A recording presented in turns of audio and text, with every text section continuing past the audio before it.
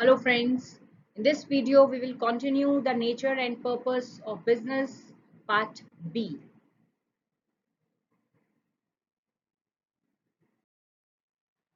This is the part B we are discussing. I hope you have seen my video of part 1 in which we discuss the meaning, features and objective of business. In this video we are going to discuss about the classification of business and types of industry and commerce. The topic is classification of business activities. जैसे हमने पहले बात की थी कि what is business. Business में हम production, either we are engaged with production or we are engaged in the sale and purchase of the goods and services. या तो हम goods को produce कर रहे हैं या हम उन्हें जब sale and purchase करते हैं with a view to earn profit, इसे हम बोलते हैं business. यानी पैसा कमाने के लिए जब भी हम goods को produce करते हैं या फिर उसे बेचते और खरीदते हैं उसे हम बोलते हैं business. तो जो हमारी business classification of business activities मतलब हमारा जो बिजनेस है वो कितनी तरह का हो सकता है. हमारा जो बिजनेस है ब्रॉडली वो दो पार्ट्स में हमने उसको डिवाइड कर सकते हैं. The first is industry and the second is commerce. पहले हम बात करते हैं इंडस्ट्री क्या होती है. What is industry? Industry include the activities which are related in which the raw material is converted into finished goods. Industry में वो सारी एक्टिविटीज आ जाती हैं जिसमें रॉ मटेरियल को यूज करके हम उससे कुछ फिनिश प्रोडक्ट या कुछ तैयार प्रोडक्ट्स जो है वो बनाते हैं. इंडस्ट्रीज भी फर्दर हमारी 3 पार्ट्स में डिवाइड है. इसका डिस्कशन हम लेटर पार्ट में करेंगे. अभी सेकंड हमारा जो बिजनेस क्लासिफिकेशन है वो है कॉमर्स. कॉमर्स मतलब बच्चे देखिए बिजनेस में दो तरह की चीजें इन्वॉल्व हैं, production and sale and exchange. Production जब हम करते हैं वो इंडस्ट्री में आता है और जब हम उसको सेल एंड एक्सचेंज कर रहे हैं, we are not producing anything, जब हम सेल और परचेज से कंसर्न है इसका मतलब हम कॉमर्स कर रहे हैं. राइट?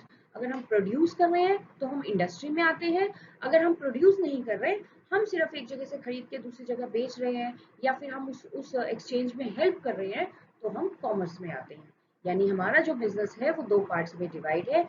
या तो हम प्रोडक्शन में इन्वॉल्व है यानी कि इंडस्ट्री में, या फिर हम प्रोडक्शन के बाद होने वाली जो एक्टिविटीज हैं जब तक हमारा सामान हमारे कंज्यूमर तक नहीं पहुंचता उन एक्टिविटीज में इन्वॉल्व है तो हम कॉमर्स कर रहे हैं. तो अब हम बात करते हैं इन दोनों की डिटेल में.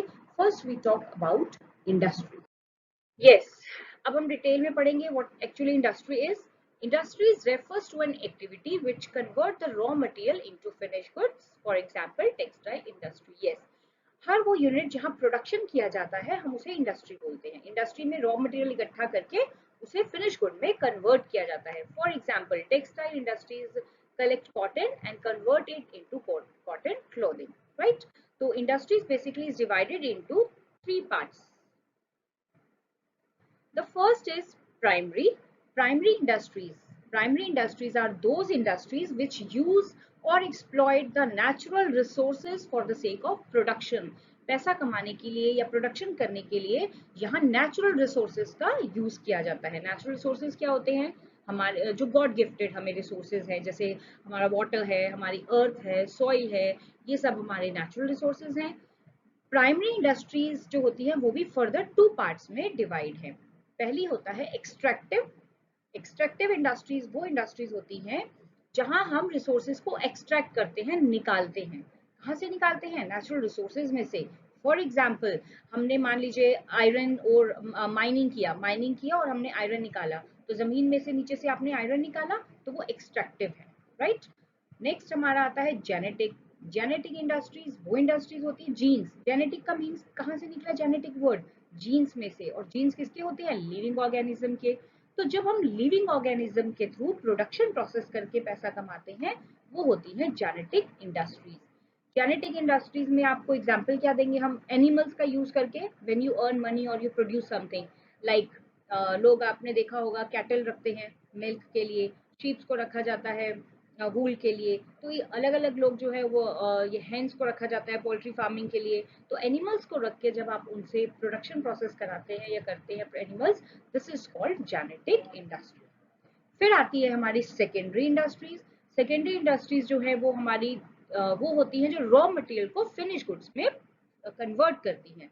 जो रॉ मटेरियल हमने प्राइमरी इंडस्ट्री से लिया उस रॉ मटेरियल का ये यूज करते हैं और फर्दर प्रोडक्शन करते हैं. फॉर एग्जाम्पल हमने प्राइमरी में बात की कि हमने माइनिंग किया और आयरन ओर निकाला। अब उस आयरन ओर का हम क्या करेंगे, वो सेकेंड इंडस्ट्री यूज करेगी एज अ रॉ मटेरियल। उस आयरन का वो यूज करेंगे और वो उससे उस आयरन से डिफरेंट डिफरेंट प्रोडक्ट्स बनाएंगे, राइट।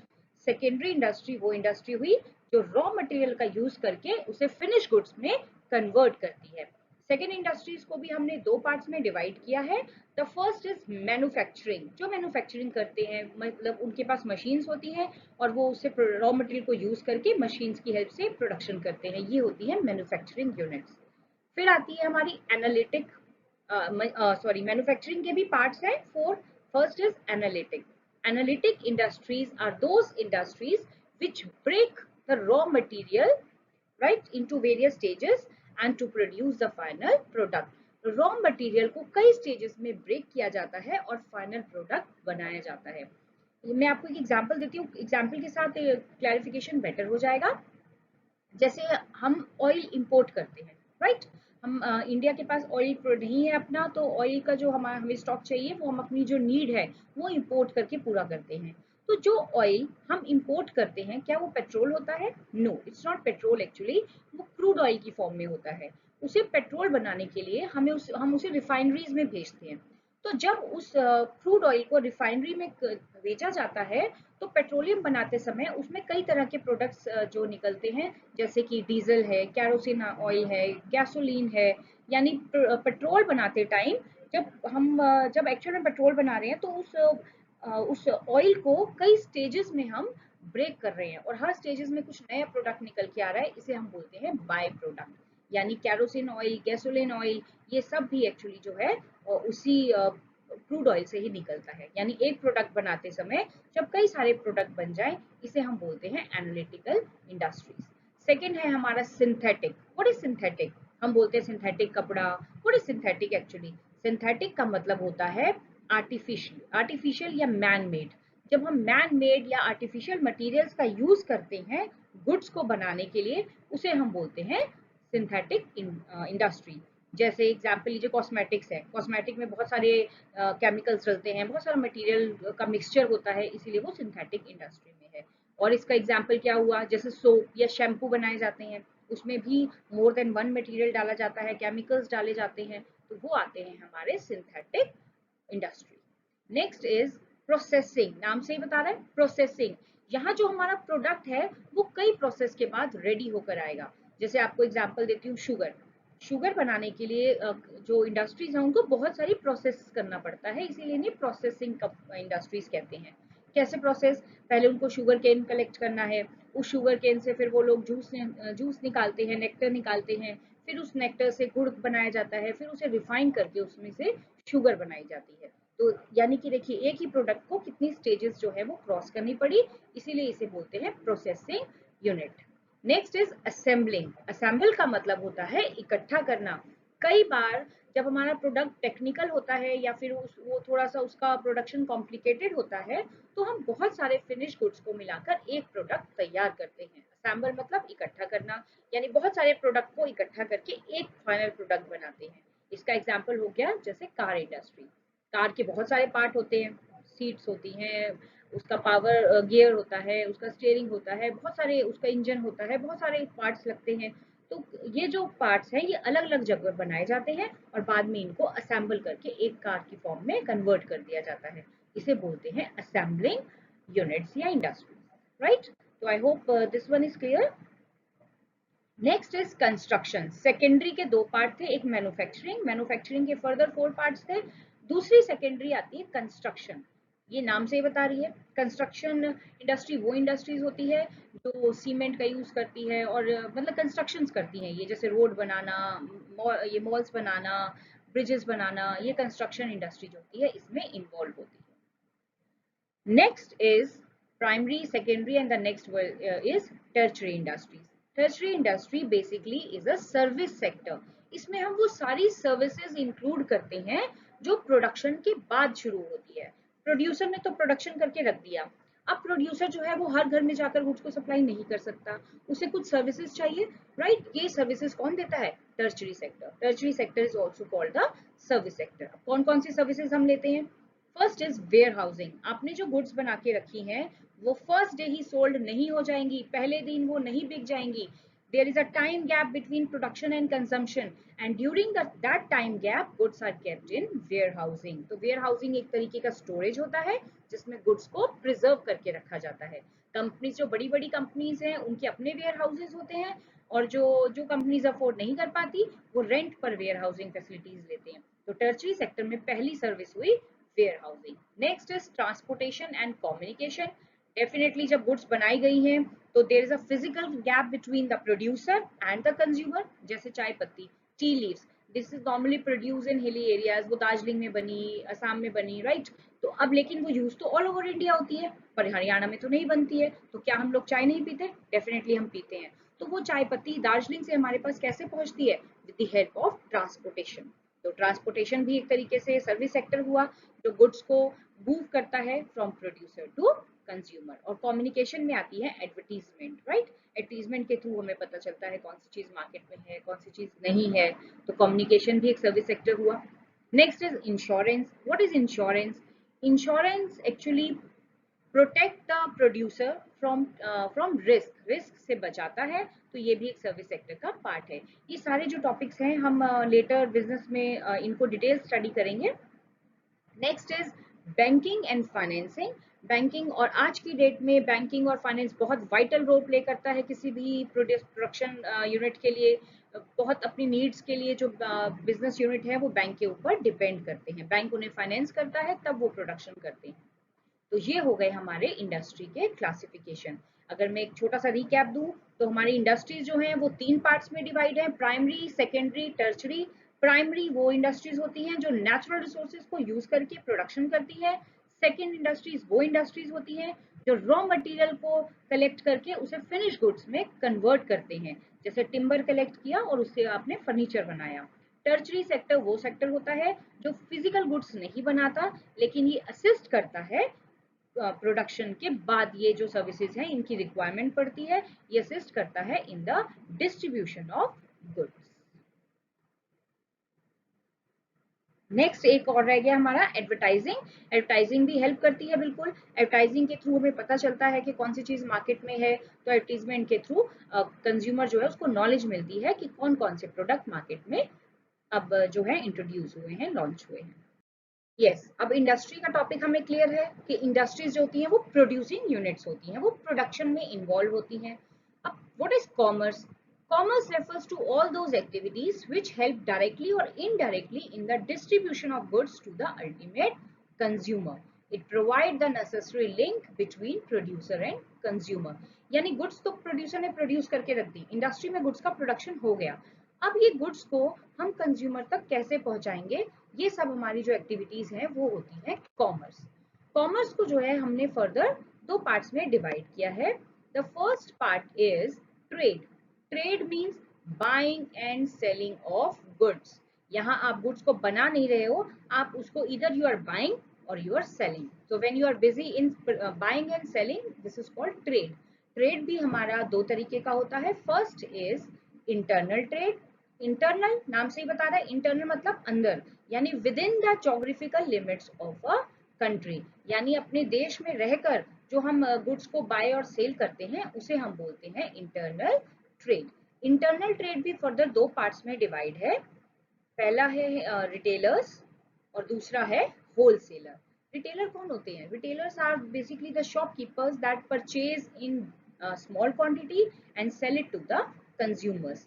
ये जो रिटेलर्स होते हैं ये स्मॉल लॉट्स में स्टॉक खरीदते हैं और अपने कंज्यूमर को डायरेक्टली देते हैं। आपकी गली में जो दुकानें हैं ना, दीज आर द रिटेलर्स। ये थोड़ा बहुत क्वांटिटीज खरीदते हैं, जैसे ब्रेड खरीदा तो 20-25 यूनिट खरीदे इन्होंने और उसको कंज्यूमर को डायरेक्टली वो 1 और 2 पीसेस करके बेचते हैं।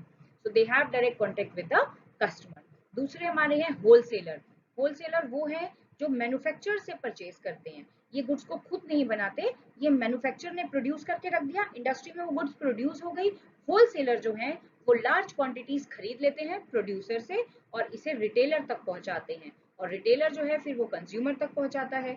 यानी होलसेलर और रिटेलर्स ये लोग खुद कुछ प्रोड्यूस नहीं करते, ये सिर्फ दूसरे के प्रोडक्ट को खरीद के उसे आगे सप्लाई करते हैं, इसीलिए ये ट्रेड का पार्ट है। They are not producers but they are only busy in buying and selling.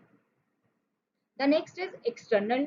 External trade मतलब when the trade is done beyond the geographical limit of a country. जब अपने देश की सीमा से बाहर, बाउंड्रीज से बाहर हम बिजनेस करते हैं, उसे हम बोलते हैं एक्सटर्नल ट्रेड. जैसे हमारा export and import. I hope export import तो आपको पता ही होगा. एक्सपोर्ट मतलब जब हम बाहर के देशों से, अब बाहर के देशों में अपने सामान को बेचते हैं, दैट इज एक्सपोर्ट. और इंपोर्ट का मतलब होता है बाहर के देशों से सामान खरीदना. तो जब हम बाहर के देशों के साथ डील कर रहे हैं, उनका सामान खरीद रहे हैं, अपना सामान बेच रहे हैं, तो वो भी ट्रेड का ही एक पार्ट है. एक और है इसमें interport. What is interport? Interport होता है एक जगह से खरीद कर दूसरी जगह बेचना, एक कंट्री से खरीद के दूसरी कंट्री में बेचना. फॉर एग्जाम्पल, हमने चाइना से बहुत सारा कॉस्मेटिक्स खरीदा, उस कॉस्मेटिक को हमने नेपाल में जाके बेच दिया, तो ये हो गया entrepot. You purchase from one country and sell it to another. यहाँ भी आप बाइंग एंड सेलिंग कर रहे हो, आप प्रोड्यूस नहीं कर रहे हो. तो trade, I hope that meaning of trade is clear. Trade means you are only busy in buying and selling. आप प्रोड्यूस नहीं कर रहे हो, आप दूसरों का सामान लेकर उसे आगे बेच रहे हो. This is called trade. The next is aids to trade. इन्हें ऑक्सिलरीज टू ट्रेड भी कहा जाता है. ये भी वही, एक्चुअली जो आपने अभी पीछे इंडस्ट्रीज में पढ़ा था, ये भी वही है. सर्विसेज टू ट्रेड मतलब बिजनेस में, ट्रेड में कौन कौन सी सर्विसेज हेल्प करती हैं. First, transportation. डेफिनेटली ट्रेड तभी पॉसिबल हो पाएगा जब ट्रांसपोर्टेशन होगा. होलसेलर जब स्टॉक मंगवाता है तो वो ट्रांसपोर्टेशन के थ्रू ही अपना स्टॉक को मंगवाता है. Next is communication. Yes, communication होना चाहिए. आज के डेट में कम्युनिकेशन के बहुत सारे मीन्स हैं, चाहे हम फोन से करें या हम नेट से करें, मेल्स के थ्रू करें. बायर और सेलर के बीच में भी कम्युनिकेशन होना बहुत ज़रूरी है. Next is banking and finance. Of course banking and finance आज की डेट में बहुत वाइटल रोल प्ले करते हैं प्रोडक्शन प्रोसेस में. ये फाइनेंस करते हैं, पैसा देते हैं प्रोड्यूसर्स को, so the producers produce in bulk. और ट्रेडर की भी हेल्प करते हैं. होलसेलर जो है बल्क में सामान उठाते हैं, and sometimes their activities are also financed by bank. फिर उसके बाद इंश्योरेंस. इंश्योरेंस, होलसेलर जब लार्ज क्वांटिटी में खरीदता है स्टॉक को, तो वो एक देयर इज अ फियर कि कहीं वो सामान डैमेज ना हो जाए, तो उस फियर को कम करने के लिए वो इंश्योरेंस की हेल्प लेता है. इंश्योरेंस जो है उस फियर को कम कर देता है. कैसे? By giving the protection against the loss. तो वो प्रोटेक्शन दे देता है. ये इंश्योरेंस का जो टॉपिक, ये सारे टॉपिक्स जो हैं हम लेटर वीडियोस में इसको थोड़ा सा ब्रॉड डिस्क्रिप्शन करेंगे. तो ये I hope the meaning of commerce is clear to all. Commerce मतलब वो एक्टिविटीज जहां हम प्रोड्यूस नहीं कर रहे हैं, बट हम सर्विसेज प्रोवाइड कर रहे हैं, ताकि जो इंडस्ट्री में प्रोडक्शन हुआ उस प्रोडक्शन को हम अपने कंज्यूमर तक पहुंचा सके. तो commerce is a link between producer and commerce, consumer, sorry.